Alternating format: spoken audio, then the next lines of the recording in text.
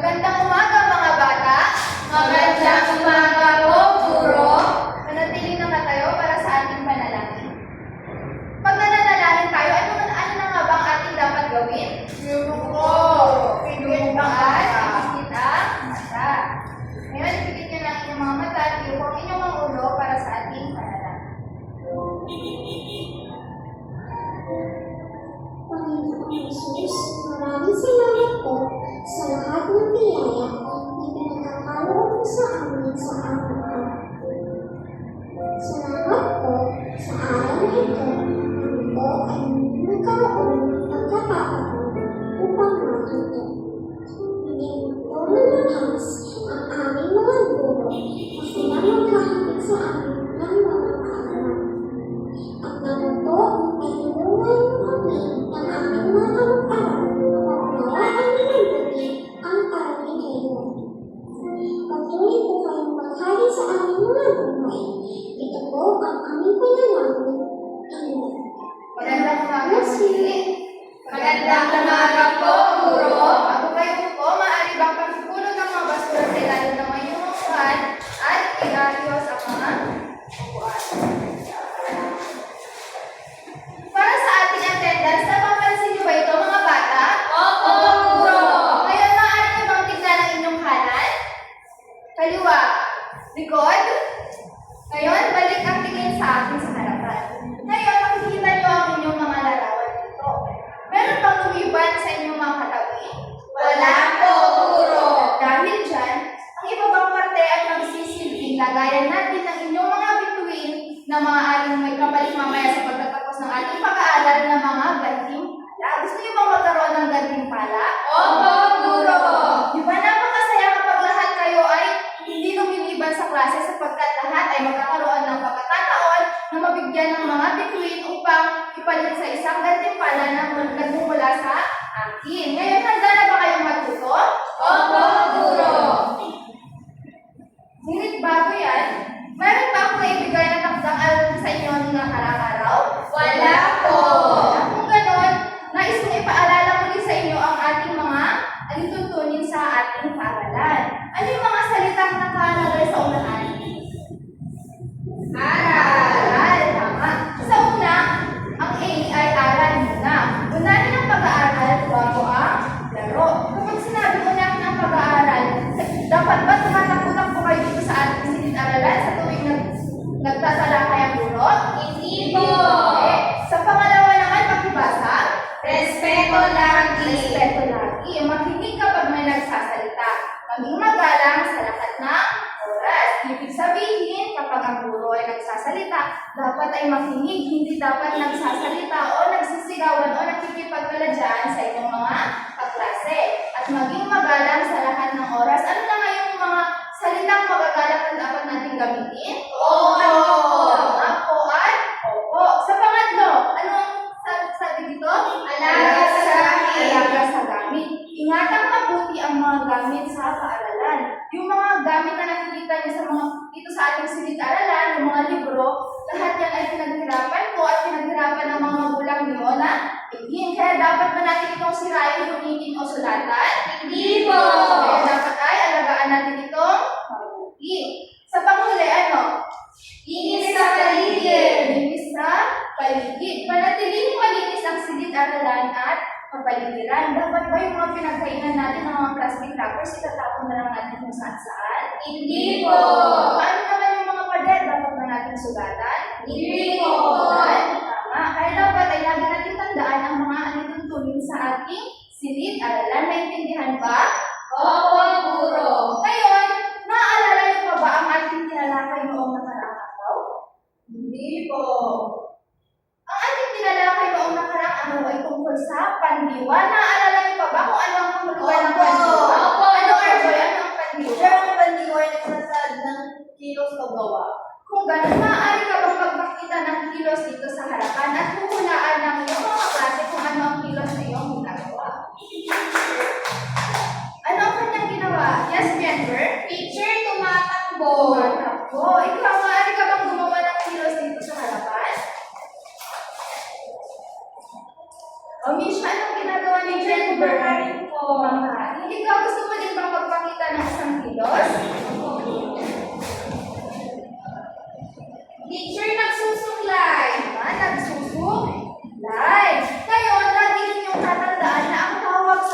kilos na ginagawa natin ay isang pandiwat. Tama. Ako ay natutuwa sapagkat naaalala niyo pa ang ating tinalakay noong nakaraan at sana ay manatili ito sa inyong mga isipan hanggang sa inyong pang mga susunod na aralin. Ngayon, naghanda ako ng isang kwento para sa inyo. Gusto niyo bang makarinig ng isang kwento?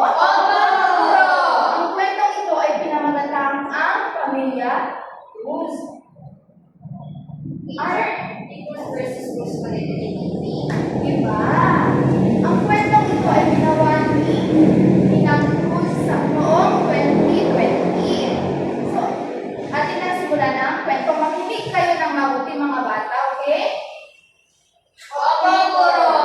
Ayun, araw ng Sabado, maagang gumising si Aling Nina upang pumunta sa palengke. Sino daw ang maagang gumising? Si Nina. Si Aling Nina. Ayun, habang si Mang Angelito naman ay matyagang naghihintay sa kanilang tricycle. Saan daw naghihintay si Mang Angelito?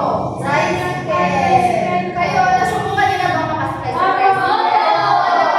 Teacher. May ganun kayo. Ngayon, magpasaya bang sumakay sa tricycle? Yes. Sino ang nagmamaneho ng mga tricycle? Teacher, si tatay ko. Teacher. Teacher, hindi kayo ni Manang ko. Ay, Chidari. Ano ang kayo?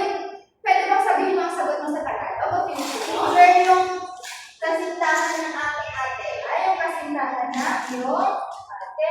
Dapat lagi natin sasabihin sa mga kuya o mga tatay natin kapag sila ay nagmamaneho ng tricycle na dapat lagi sila mag-ingat. Ngayon, ito na natin ang kwento.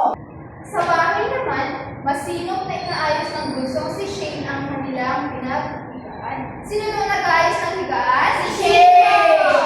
Sa inyong mga tahanan, inaayos na din ba ang inyong mga higaan? Opo. Bakit kailangan natin ayusin ang ating mga pinaghigaan? Para hindi mapagalitan, teacher. Para hindi Para mapagalitan ay Para malinis. Bakit kailangan maging malinis ang ating mga higaan ng kwarto? Para sa riwang mo yung Para sa riwang nilalakpan ng hangin at ano pa? para hindi magkaroon ng mikrobyo. Mikrobyo na maaaring magdulot ng Sakit. Ngayon naman, si Ate Joy naman ay masayang naglilinis ng kanilang bahay. Sa inyong mga tahanan, sino ang mga naglilinis sa kanilang Si bahay? Ate! Si Ate. Kayo ba, tinutulungan niyo din ba sila? Minsan po. Minsan lang. Bakit minsan lang? Kasi kung ayaw niyo magpatulong, Ayaw niya magpatulong. Bakit kaya ayaw niya magpatulong? kasi daw po, nakakapag-istorbo lang dito. Nakaka-disturbo. Siguro kasi ay naglalaro ka kapag siya ay nalilinis. Kaya mas nahihirapan siya. Ngayon naman, si Kuya Lito daw ay masipag na pinapakain ang mga alaga nilang hayop sa kanilang bakuran. Kayo ba? May mga alaga ba kayong mga hayop? Meron po! Ano mga alaga ng hayop? Pato, duck po. Anong Tagalog kayo ng pato? Pato, tama. Ano ba? Meron po kaming alagang aso. So, anong pinapakain niyo sa kanila? Yung mga tira-tira po namin ng pagkain. Ikaw, Arjun, alaga ba kayong hayop? Meron po, teacher. Meron kayo alaga hayop. Ano yung mga yun? Teacher, manok. Manok, Tsaka pato, tsaka yung titik po. Aso po, tsaka pusa. Sino mga nag-aalaga sa kanila? Sila ate at ako din po. Nagtutulungan kayo sa pag-aalaga? Opo, salitan po kami. Si ate yung mga kaako-kapo. Right. Sa tingin mo, bakit yan yung kailangan magtulungan sa pag-aalaga sa inyong mga hayop? Para po hindi mapagod yung ate ko. Para pagsalitan kami, hindi kami mapapagod agad. Kaya dapat ay kailangan yung magtulungan sa inyong mga tahanan. Ikaw, Misha, may mga alaga ba kayo? Opo, Guro. Anong mga alaga ninyo?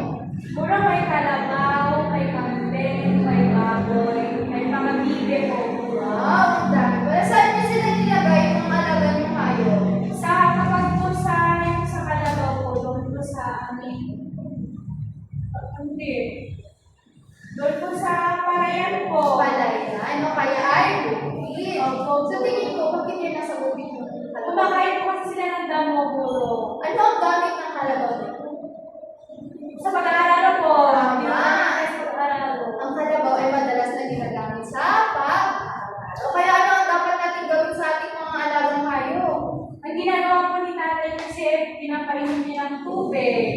nagpapainom ka ng tubig. At saka binibigyan siya ng damo. Oo, tama. Bakit kailangan natin pakainin ng mga hayop? Para hindi sila mamatay. Para hindi mamatay at hindi magkasakit. Ngayon, nang dumating si Alvina ay agad siyang tinulungan ni Joy sa pagluluto. Sino lang tumulong kay nanay niya? Si Joy po. Si Joy. Kayo, kapag nagluluto ang inyong mga nanay, tumutulong ba kayo? Opo! Anong klaseng tulong ang inyong ginagawa? Pagkabot ng mga pinggan, Maaari ka bang tumayo siya? kurang tinutulungan ko po si nanay sa pagluluto sa pamamagitan ng pag-abot ko ng mga pinggan, kaya yung mga panghalo. Mahusay. Ikaw, Bienber. Pero ako po yung nagtatapon sa mga pinagbalatan ng mga gulay ko. Alam mo ba kung saan dapat tamang itapon ang mga iyon? Hindi po guro, tinapon ko po dun sa basurahan na may mga plastic ko, pinagalitan ako. Kasi mali yung nagtapunan mo. Dapat ang mga balat, ang mga pagkain, ang mga prutas at gulay ay tinatapon natin sa mga nabubulong na basurahan. At ang mga plastic ay sa nilalagay, Hindi nabubulong po. tama, di nabubulong. Bakit kaya kailangan natin silang paghiwalay? Para hindi po makabuo ng bakterya. Para hindi makabuo ng bakterya at ano pa? Para hindi po babago. Para hindi Teacher! Ano yun siya? Teacher, yung mga balat ko ng mga gulay, pinapakain nila mama sa mga baboy ko. Tama, isa din magandang paraan yun para i-dispose ang ating mga pinagbalatan ng mga halaman. Mga magandang paraan yun para inapon o i-dispose ang ating mga pinagbalatan ng mga pagkain tulad ng prutas o gulay. Ngayon naman, pagkatapos magluto nila Alvina at Joy, ay mabilis na nagkain sila Ate Shane at Kuya Lito dahil sabik na silang matikman ang masarap na luto ng kanilang nanay. Kayo, kapag naghahain ng inyong mga magulang, kapag katapos nilang magluto, ano inyong agad na ginagawa? Umupo na po dun sa lamesa. Tinutulungan si nanay na magtanda ng mga kutsara, baso. Sa tingin mo, ano ang mararamdaman ng nanay niyo kapag tinutulungan niyo silang maghahain? Picture masisiyak po. Nasisiyakan. Ano, sa pagtulong natin sa kanila, ano ang dapat nating laging gawin? Magpasalamat at mag-ingat. Lalo-lalo na kung ang ating mga hawakan ay mga babasagin o matatalid na bagay. Naiintindihan ba? Opo! Kaya naman, bago kumain, sama-samang nanalangin ang buong pamilya. Kayo, bago kayo kumain, nananalangin ba kayo? Opo, guro! Bakit sa TV siya? Guro, si mama lang po yung malalaki. Anong ginagawa mo kapag Pinapagawa ko siya, dapat pinapakinggan ko siya, guro. Sa susunod, kapag nananalangin ang iyong nanay, ay kailangan mo din sumama sa kanila sa pananalangin. Ano ang gagawin kapag nananalangin siya? Yuyuko po ako, guro. Yung at ipipit ang mata. Ikaw, Arjen, nananalangin ba kayo sa Opo, kayo? teacher, si Papa po. O ikaw, Bien, sino nananalangin sa inyo? Teacher, ako po. Very good. Mga bata, dapat niyong tularan si Bienber, dapat ay matuto din kayong manalangin. Kahit simpleng panalangin lang, basta bukas sa inyong mga loob. Naintindihan ba? Opo, guro! At upang tapusin ang ating kwento, ang buong pamilya ay masayang nagkakwentuhan habang nanananghalian. Kayo ba, kapag nanananghalian o kumakain kayo, nagkakwentuhan din ba kayo? Opo, guro! Bakit kaya mahalaga na magkwentuhan pa rin kayo sa tuwing kumakain? Para masaya po. Para masaya, ano pa? Para hindi boring. Para hindi boring. At sa pamagitan nito ay nagsisipito para ano po makamusta ninyo ang isa't isa. Naintindihan ba? Opo, guro! Nakinig ba talaga kayong maigi sa ating kwento? Mga bata? Opo, guro! Ano ang pamagat ng ating kwento? Ang pamilyang Cruz. Please, Misha, maaari bang Ang kumayo? pamilyang Cruz. Tama, ang pamilya Cruz. Sino ang mga tauhan dito sa ating kwento? Teacher. Yes, Arjo. Teacher, si Kay. Shane, Joy, Si Lito. Yung tatay nila at kanilang nanay. tama. Anong pangalan ng kanilang tatay at nanay?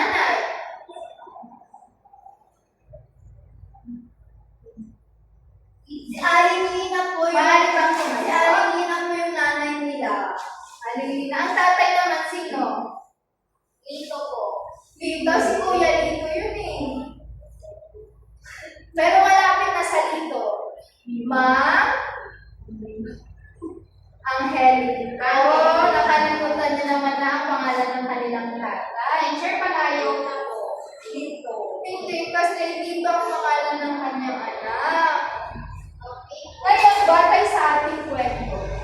Ano ang mga salitang kilos na nabanggit? Teacher, Yes, teacher, Arjun? naglilinis, nagluluto, nag-aayos ng higaan, nagsisino, yun po, teacher. Meron pa ba? Yes, Kenber? Teacher, gumising. Gumising. Tingnan nga natin kung tama ang inyong mga binanggit.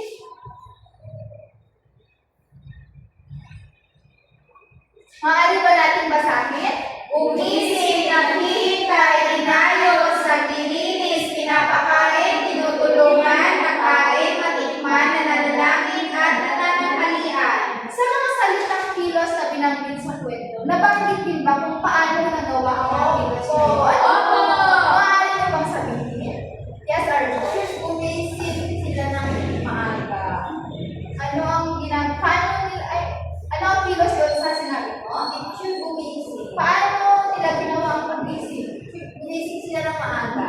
Ano pa? Yes, Misha? Naglilinis po, guro. Yun ang salitang kilos na binanggit sa kwento. Paano ginawa ang paglilinis? Masaya po. Masaya. Tignan nga natin kung tama ang inyong mga sinabi. Maaari mo bang basahin? Masinop, masaya, masipag. Ang mga salitang ito ay halimbawa lamang ng isang panghabay na panghabay. Alam niyo ba na ang mga salitang ito ay may tawag dito? Ano po?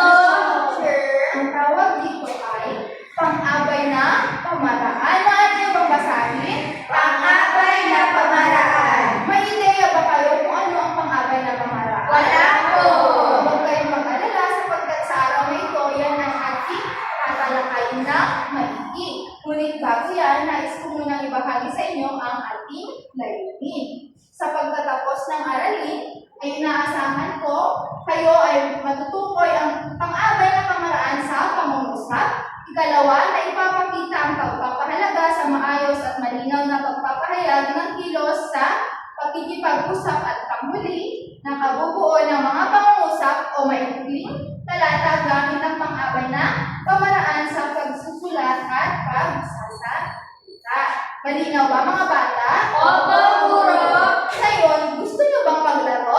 Yes, po. Ngayon, magkakaroon tayo ng isang pangkatang gawain. Ang unang pangkat ay kay Misha, ikalawang pangkat ay kay Arjoy, at ikatlong pangkat ay kay Jennifer. Sa laro ito ay magkakaroon kayo ng paunahan. Magpapakita ako dito sa ating television ng salitang jumbled o nagulo, at kailangan ninyo itong ayusin. At sa ibabang bahagi ng salitang inyong napo, ay kailangan ninyong isulat o tukuyin kung paano nagawa ang kilos mula sa kwento. Naintindihan ba mga bata? Opo, guro. Ito, dito nyo ilalagay inyong mga sagot at paunahan kayo sa pagtaas ng inyong mga cardboard. Naintindihan ba? Opo, guro. Sa unang salita, nauna si Misha. Sige, inabot ng inyong mga sagot. Sabay si Gember at si Arjoy. Anong inyong sagot? Ano ang salitang ito? Naglilinis. Tama, naglilinis. Paano ginawa sa kwento ang salitang Maayos. Masaya. Kasi ang sabi doon kanina, masaya naglilinis si Ate Joy. Nakuha ninyo ang jumbled words, ngunit hindi ninyo nakuha ang salita. Nagsasaad kung paano ito ginawa. Ibig sabihin, walang nakakuha ng tapos. Handa na ba kayo sa ikalawang salita? Opo.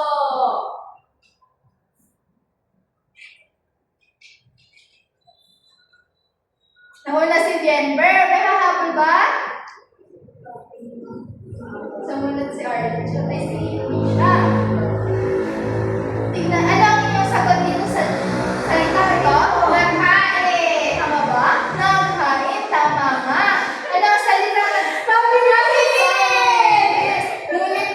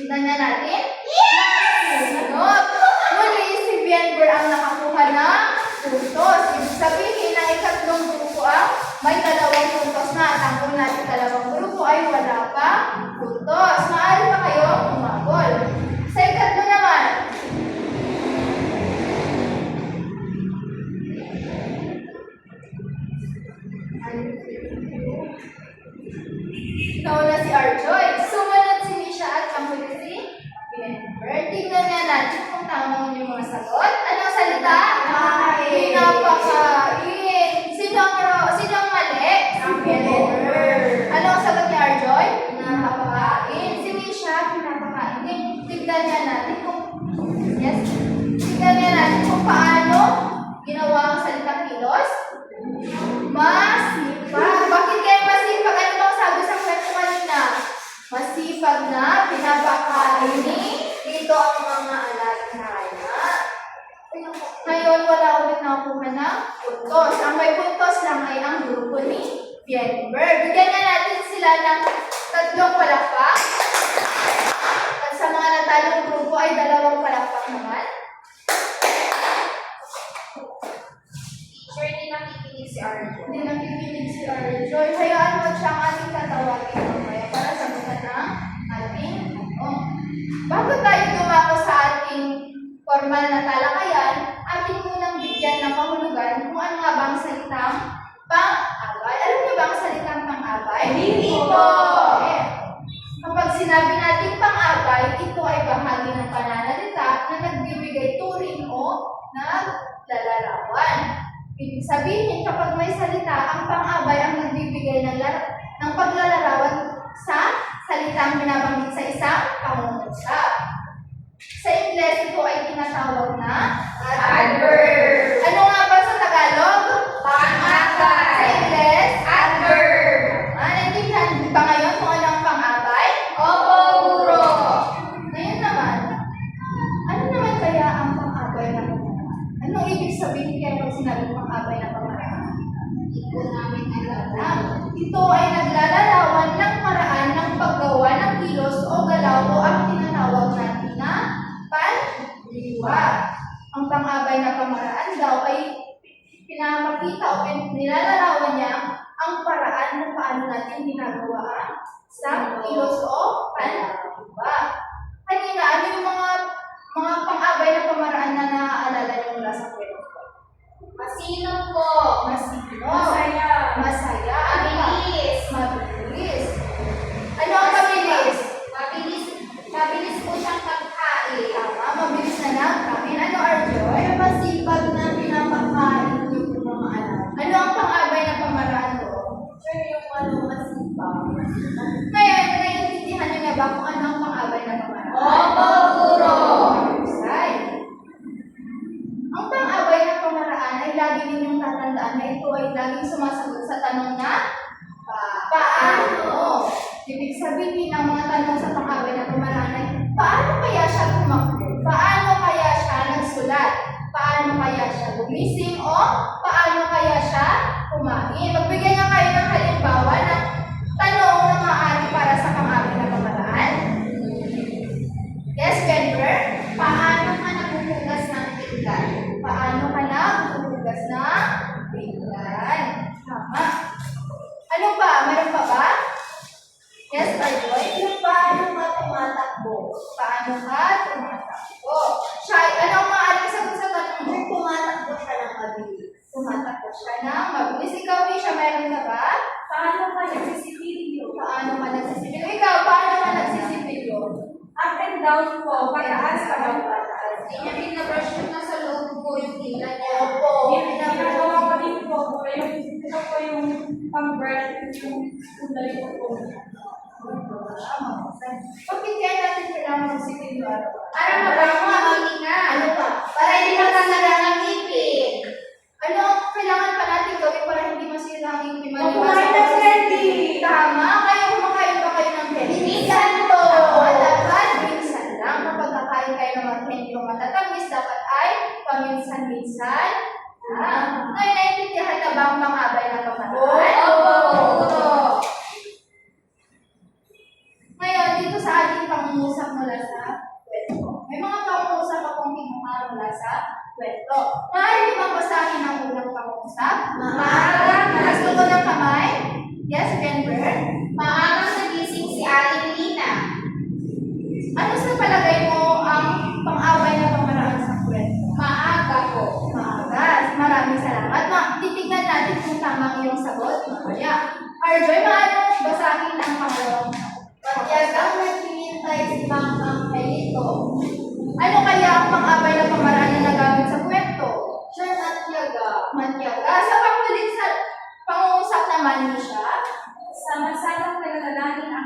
pamilya.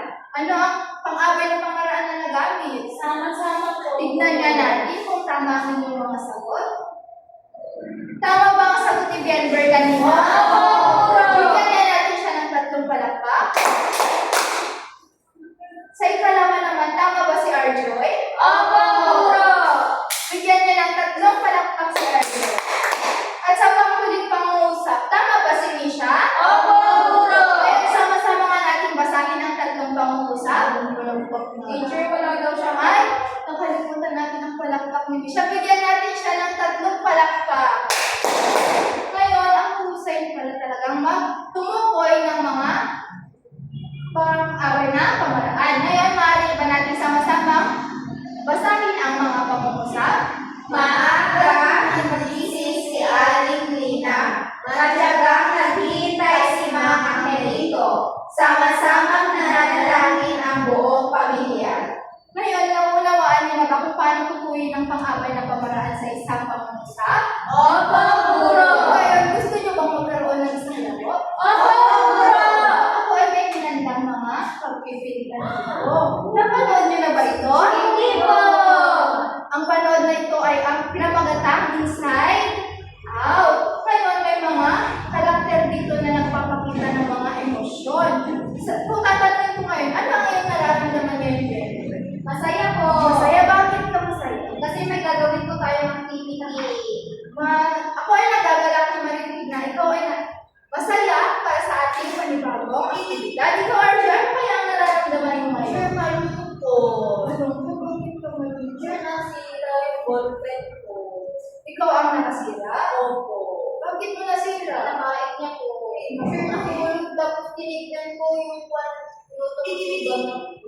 Ay, dapat ay di ba ang sabi ko kanina sa ating alituntunin ay alagaan natin ang mga gamit natin dito sa ating paaralan. Kung kaya sabihin mo na lang ang totoong nangyari sa iyong mga magulang upang mabilhan ka nila ng bago. Ikaw, Misha, ano ang nararamdaman mo ngayon? Teacher, nagtakot po ako. Bakit ka natatakot? Baka hindi po ako makasagot mamaya. Kaya mo yan, kasi lahat naman tayo ay may aking talino. Ngayon, tanda na ba kayo sa ating laro? Opo, Guro. Dito sa laro natin na ito ay pipili kayo kung ano ang inyong emosyon o nararamdaman sa araw nito. At sa bawat mapipili ninyo ay may katumbas nitong mga katanungan, larawan at kailangan ninyong piliin kung paano nagawa ang kilos na nasa larawan. Handa na ba kayo? Opo, Guro. Sino ang gustong mauna? Yes, Denver? Punta ka dito sa harap at i-click mo dito sa ating larawan. Teacher, masaya po ako. Ano ang ginagawa? Kumakanta po at sumasayaw. Kumakanta at sumasayaw. Paano kaya nila ginagawa ang pagkanta at pagsayaw? Masaya po. Masaya. Maaari mo bang pindutin ang iyong sagot? Tama! Mahusay, Denver. Maaari mo bang pindutin ang home button sa ibaba? Maaari mo bang bigyan ng 3 palakpak si Denver? Sino ang susunod na gustong sumubok? Yes, Arjoy.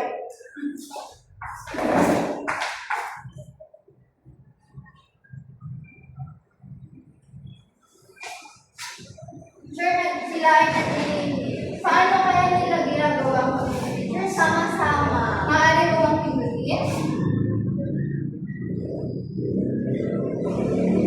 Tama! Maaari niyo bang bigyan ng 3 palakpak si Arjoy? Ikaw, Misha, gusto mo bang subukan?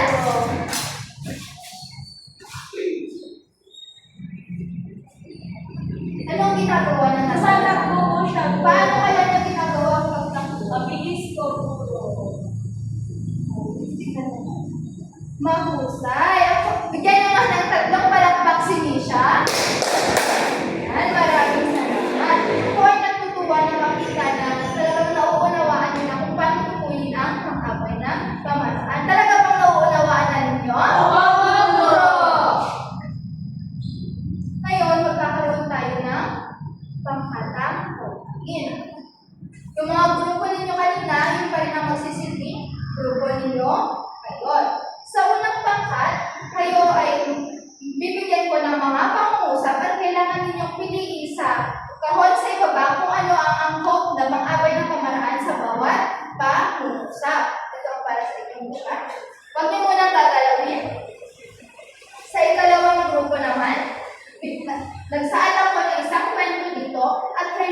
ninyong basahin ng maigi at tukuyin kung ano ang mga pang-abay na pamaraan na nagamit sa kwento. Malinaw ba? At sa panghuling grupo naman, magbibigay ako ng mga salitang kilos at kailangan ninyong magbigay ng angkop na pang-abay na pamaraan at gamitin ito sa isang pangungusap. Ito ay ang mga 5 salitang kilos at kailangan ninyong ibigay kung ano ang angkop na pang-abay na pamaraan na nagamit at isulat ito sa pamamagitan ng isang pangungusap. Ngunit bago yan ay ito muna ang ating magiging pamantayan. Para sa nilalaman ay 10 puntos, kooperasyon 5 puntos at tumpak sa oras 5 puntos. Sa kabuuan na 20 puntos. Kayo ay bibigyan ko lamang ng 10 minuto para sagutan ang inyong gawain.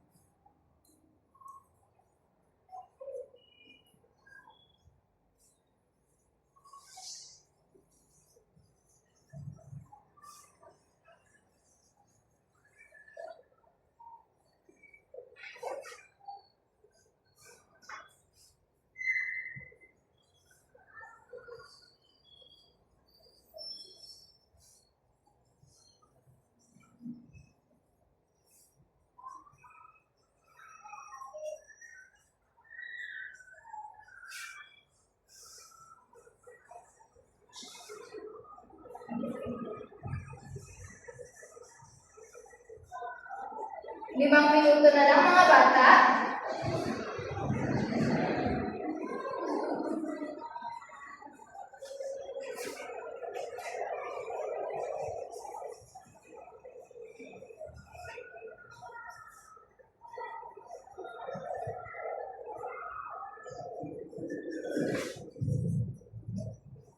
Finish, teacher. Sige, hintayin natin ang ibang mga grupo. Kung kayo ay may mga katanungan, maaari kayo magtanong sa akin.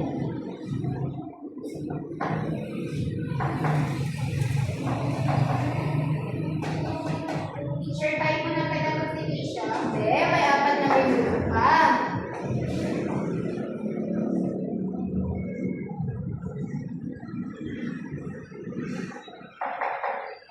Teacher, sasagot ikaw ng siya.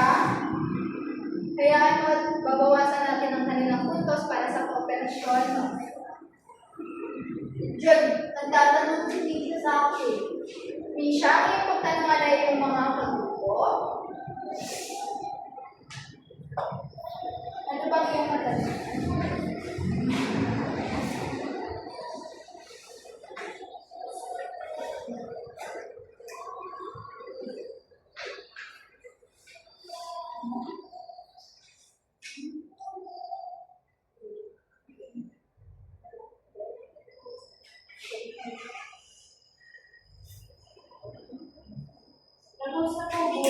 Hindi ka pa yata nasagutan?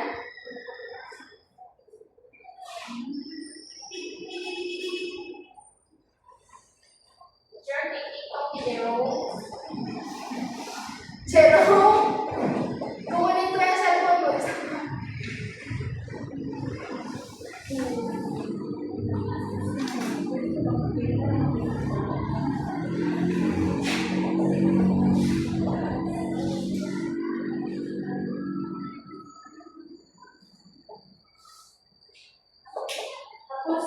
Tapos na. At dahil ikaw ang grupo ang nahuli at kayo din naman ang unang pangkat, maaari ba pumunta sa harapan at basahin ng inyong mga kasagutan? Pinalitan ni Jane ng mataas ang kanyang saranggola. Si Anne ay natingin na nakikinig sa pangalan ng kanyang ina. Si Lisa ay nagsasalita ng mahina sa loob ng simbahan. Nakikinig siya ng mabuti sa balita tungkol sa paparating na bagyo. Jopay ay malusog, ay may mahusay sa pagguhit at sa pagguhit. Masigla na dinati ng mga pag-aaral si Ginang Astro. Sabik siyang tikman ng merienda handa ng kanyang nanay. Si Anita ay malakas at tumawa sa pelikula pinapanood nila. Naglalakad si Pedro ng daan-daan. Malumanay siyang kinakausap ng kanyang tatay tungkol sa nagawa niyang kasalanan. Sa palagay ninyo, tama kaya ang mga sagot ni Mission? Opo, guro. Tama ang kanyang mga sagot. Ibig sabihin ang kanilang puntos sa nilalaman ay 10 puntos. Sa kooperasyon at cooperate ba lahat? Hindi po. Bakit? May nagsisend po sa akin. Nagsasaltanong Nagtatanong po siya sa akin. Ano ang tinanong niya sa'yo, Arjoy? Kumain ka na ba? answer dito? Hindi ko po tinanong sa kanya, wala nang sinabi anong answer. Wala po. Okay. Ganun na ninyo. Huwag kayo mag-away. Siguro ay gusto niya lang ipaliwanag mo sa kanya ng mabuti kasi may mga hindi siya naiintindihan. Ngunit dahil may nagsa-cellphone kanina ng kanyang ka-group, si Jerome, ay bibigyan lang natin sila ng 3 puntos. At tumpang sa oras, umabot ba sila sa oras? Umabot sila sa oras. Kaya ang kanilang kabuang puntos ay 10 plus 3. 30 plus 5, 18. Tama. Sa ikalawang grupo naman, ang paglibot sa dagat. Mabilis na tumayo sa higaan ang batang si Tia. Siya ay agad nag-ayos ang kanyang sarili. Ito ang araw na matagal niya nang pinakahintay ang kanilang paglibot sa dagat. Nang makarating ang kanilang pamilya, matuloy tumakbo si Tia papunta sa dagat. Mahusay siyang lumangoy, nag-provide din siya ng malalim sa buhangin upang ibaon ang kanyang mga paa. Masayang naligo sa dagat ang buong pamilya ni Tia. Mahigpit na nilakap ni Tia ang kanyang mga magulang dahil sobrang saya niya sa araw na ito. Pero yung mga pang-abay ng pamaraan ay mabilis na tumayo, agad na nag-ayos, matuloy tumakbo, mahusay na lumangoy, masayang naligo at mahigpit na niya. Tama kaya ang lahat ng nilagay ni Arjoy? Opo, guro. Ngayon, sa nilalaman, nakakuha kaya sila ng 10 puntos? Opo. 10 puntos. Sa kooperasyon, lahat Sa sa hindi siya nandito kanina. Oo, nakita ko nagsasagot si Arjoy. Well. Kaya 3 puntos lang para sa kooperasyon. Tumpang sa oras. Opo. Oo, kasi sila ang pangalawang nakatapos ng gawain. Ngayon, 10 plus 3. 18. Plus 5, 18. Ang ikalawang grupo ay nakakuha din ng 18. O, sa pangatlong grupo naman, una, si Nisha ay tumakbo ng mabilis. Pangalawa, malakas na sumigaw si Pamela. Pangatlo, ako ay tumalon ng pataas para maabot ang hangga. Pang-apat, siya ay nagbabasa ng mahinahon.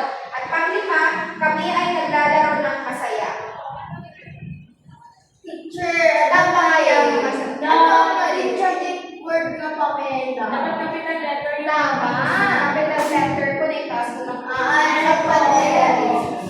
Diba? Sa inyong mga nakatangalalin ay sinabi na kapag nagsusulat kayo ng pangalan ng tao, dapat ang unang letra ay Yan. Kaya ang nilalaman, ang kanilang puntos ay magiging A. Points. Sa kooperasyon, lahat ba nakikooperate? Yes, Opo. Tumpak sa oras. Opo. Oo, kasi sila ang naunang matapos ng gawain. Ngayon, i-add na natin 8 plus 5. 13. Plus 5. 18. Ibig sabihin, lahat kayo ay nakakuha ng 18 points. Bigyan nga ninyo ng 3 palakpak. Upang mas maunawaan, makita pa natin kung talagang naunawaan na ninyo ang ating aralin. Naghanda ulit ako ng panibagong aktibidad. Handa na ba kayo? O pagod na kayo? Handa na kayo! Ngayon, dito sa akin ay may mga roll cards. Ibig sabihin, dito sa cards ay may mga tungkulin ng isang tao na ating ginagawa. Ngayon ay kailangan ninyong gumawa ng pangungusap mula dito. Kailangan ninyong magdagdag ng pang-abay na pamaraan. Halimbawa, tagasulat ng maiingay. Ang role mo ay tagasulat ng maiingay. Kaya ang gagawin mo o idadagdag mong pang-abay na pamaraan ay agad na sinulat ni Arjoy ang mga maiingay sa klase. Naintindihan ba? Opo, guro. Ngayon, isa-isa kayong bubunot dito sa harapan ng inyong roll card. Isa-isa. Yes, Jennifer. Tagapaghugas ng pinggan. Araw-araw ako naghuhugas ng pinggan upang masayahan ang aking nanay. Ano ang pang-abay ng pamaraan na nagamit? Tama kaya? Teacher, mali. Bakit mali? Teacher, sabi niya na araw-araw siya naghuhugas ng pinggan upang hindi mapagalitan ng kanyang nanay. Hindi po niya sinabi kung paano siya naghuhugas. Maaari mo bang subukan ulit na bumuo ng pangungusap? Araw-araw akong naghuhugas ng maigi para masiyahan ang aking magulang. Maaari niyo bang tukuyin kung ano ang pang-abay ng pamaraan na ginamit? Maigi! Anong ginagawa niya ng maigi? Maghugas! Maghugas. Dahil dyan, dadagdagan natin ang star ni Jennifer. At bigyan niya din siya ng 3 palakpak. Yes, Misha?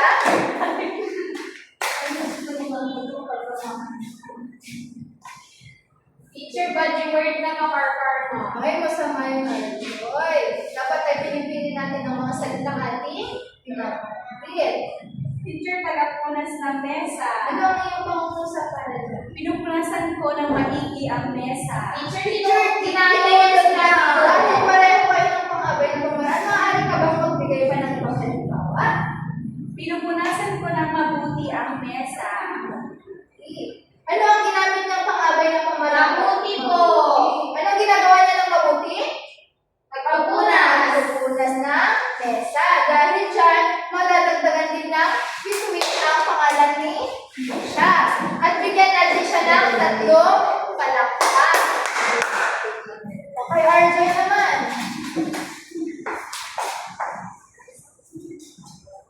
Tagalinis ng silid. Ano ang silid mo? Teacher, kwarto. Ang kwarto. Ako ay teacher. Ay, wala pa. Dapat, di ba? Sabi ay respeto ng tagaligan. Nakalimutan nila ang ating alimutunin na dapat ay respeto dati. Teacher, tagalinis ng silid. Ako ay naglilinis ng maayos sa aking silid. Ano ang nagamit ng pang-abay ng pamaraan? Maayos! Ano ang ginagawa niya ng maayos? Naglilinis! Bigyan niya natin siya ng 3 palakpak. At dahil dyan, dadagdagan din natin ang kanyang yin. Ngayon, upang mas maunawaan at mas matukoy pa natin ang mga pang-abay na pamaraan, ay naghanda ako dito ng mga chart at mga salita. At dito sa chart na ito ay kailangan ninyong ilagay kung saan nararapat ang mga salitang inyong makukuha. Dito sa unang chart ay ang pang-abay na pamaraan. Magbibigay ako sa inyo ng mga salita mamaya at tutukuyin ninyo kung ito ay pang-abay na pamaraan o pang-abay na pandiwa. Kung pandiwa ang nakuha ninyong salita, ay ilalagay niyo ito sa pangalawang hanay. Naintindihan ba? Opo, guro! Manatili kayong nakaupo upang ibahagi ko sa inyo ang mga salita aking inihanda.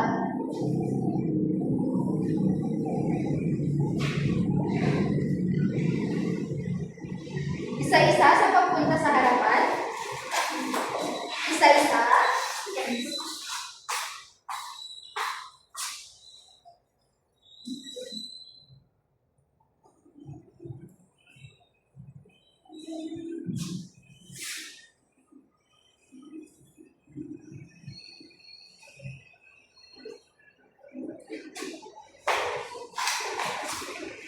Maraming salamat, Benjamin.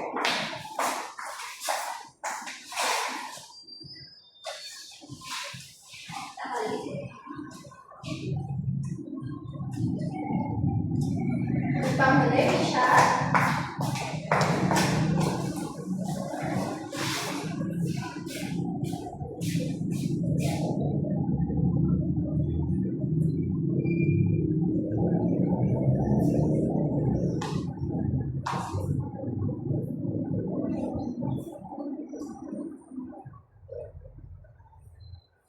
Maraming salamat. Maaari ka ng po. Maaari niyo bang palakpakan ang inyong mga sarili? Tingnan niya natin kung tama nga ba ang inyong pagkakalagay. Maaari ba natin basahin na sabay-sabay? Marami ng paraan. Sama-sama, mabilis, marahas, mabagal, unti-unti, matulis, mahinahon. Ang lahat ba ng mga salitang inilagay niyo dito ay nagpapakita kung paano ginagawa ang kilos? Oo! Tama. Sa ikalawang kanay naman, Maniwa, nagsambay, naglaba, nagluto, uminom, naghugas. ang mga salitang inilagay ba ninyo dito ay mga pandiwa? Opo, guro. Ano na nga ang pandiwa? Nagsasaad ng kilos. Salitang nagsasaad ng kilos. At ang pangabay ng pamaraan ay Paano ginagawa ang kilos? Kilos, tama. Sa tingin ko ay talagang nauunawaan na ninyo ang ating aralin. At para dyan ay magkakaroon kayo ng individual na gawain. Maaari pa maglabas kayo ng isang buong papel para sa inyong pagsasagutan at susulatan. Para sa unang bahagi, una ng padlang upang mabuo ang pangungusap. Bilugan ng titik ng tamang sagot. Ibig sabihin, kailangan ninyong kopyahin ang mga tanong at mga pagpipilian upang mabilugan ninyo ang inyong mga sagot. Sa bawat katanungan ay bibigyan ko lamang ng kayo ng tag-iisang minuto. One teacher. Sa susunod, that teacher. Wait lang po. Okay, okay na po. At sa pangalawang bahagi naman, bilugan ang pandiwa sa bawat pangusap at salungguhitan ang pang-aral na pamaraan. Ano daw ang gagawin sa pandiwa? Bilugan. Bilugan sa pang-aral na pamaraan. Salungguhitan. Salungguhitan. Kaya dapat ay kopyahin ninyo ang mga pangungusap. Teacher ng pass. Wait lang po. Teacher ng pass. Tapos na. Teacher ng pass. Maaari ba ninyo ipasa paharap ang inyong mga papel? Maraming salamat. At para sa inyong takdang aralin, maaari ba ninyong ilabas ang inyong mga kwaderno?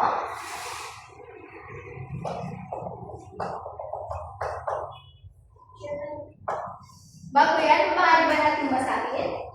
Para sa inyong takdang aralin, isulat sa iyong kwaderno ang 5 pangungusap tungkol sa mga ginagawa mo sa bahay o paaralan. Sa bawat pangungusap, gumamit ng pangangabay na pamaraan upang ipakita kung paano mo isinagawa ang kilos. Salungguhitan ng pandiwa at bilugan ng pangabay na pamaraan. Sagutin ang tanong sa ibaba ng iyong sagot. Bakit mahalagang gamitin ang pangabay na pamaraan sa pagsasalaysay ng kilos? May katanungan ba? Wala na po, guro. Kung gano'n, sana inaasahan ko na sana ay nakinig kayo ng mabuti at naitanim sa inyong mga isip ang ating mga tinalakay sa araw na ito. Maraming salamat sa pakikinig at paalam mga bata. Paalam po, guro.